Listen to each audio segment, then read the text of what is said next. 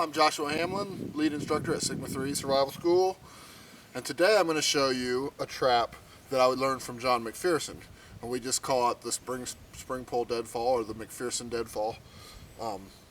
It's an interesting trap because you set the deadfall up after you've set the trigger, and you don't bust your knuckles. It's also a good trap because you can, as big a rock as you can lift, you can trigger with this trigger. So it's an interesting trigger, and I'm going to show you how it works here in a sec. Alright, the first thing I've done is went out and gathered a straight stake. Generally you would want it longer than this. This is pretty thick, so I think it'll hold up. The longer it is, the more stable it is in the ground, and this is going to be hammered into the ground.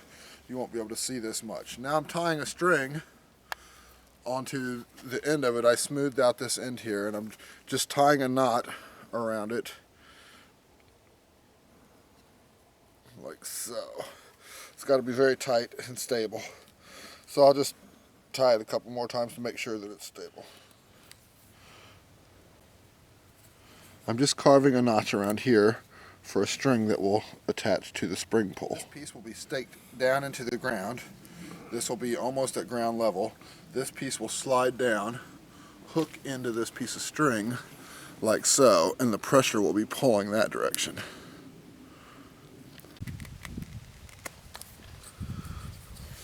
This is now attached to our spring pole.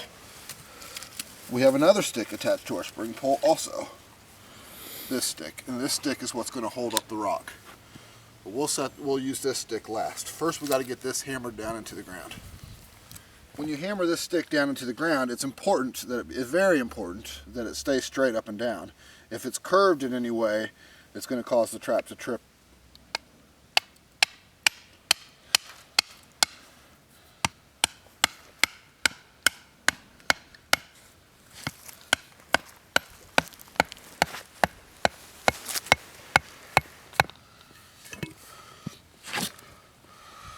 We're going to slide that string just below ground level, about right there.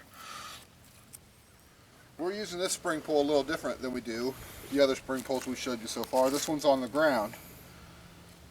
To stabilize the spring pole, we got two stakes here.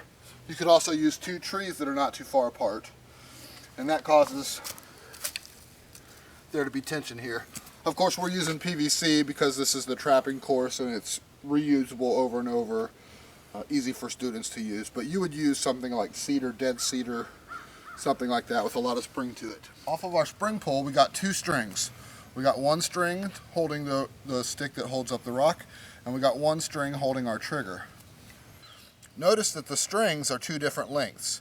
The bait stick string is shorter than the prop stick string. That's because we want some momentum going before the prop stick gets yanked out from under the rock.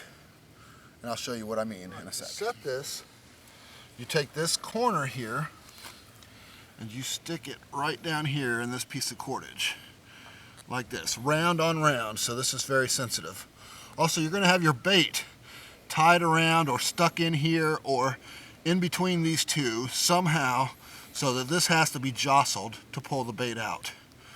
Now this is pretty sensitive, so we've got the trigger set here, but the trap is not set yet. We got to get our rock above it. Notice that the string here, this is our prop stick, this is going to hold up the rock. Notice that the string is at the bottom of this stick. I'm setting this stick on a nut so that it's very sensitive.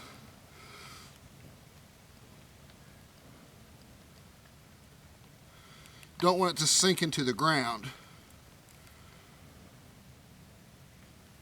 And now the trap is set.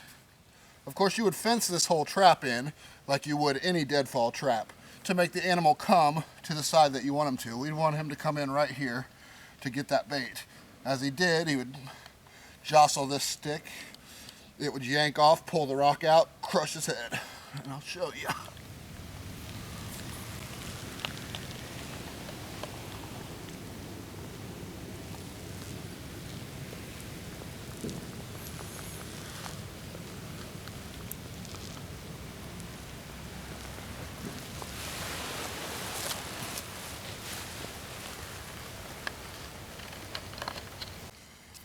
All right, we're going to have this all fenced in, Animal's going to come in where we want him to, which is right about here. He's going to go for the bait, jostle this stick here, boom, and he's dead.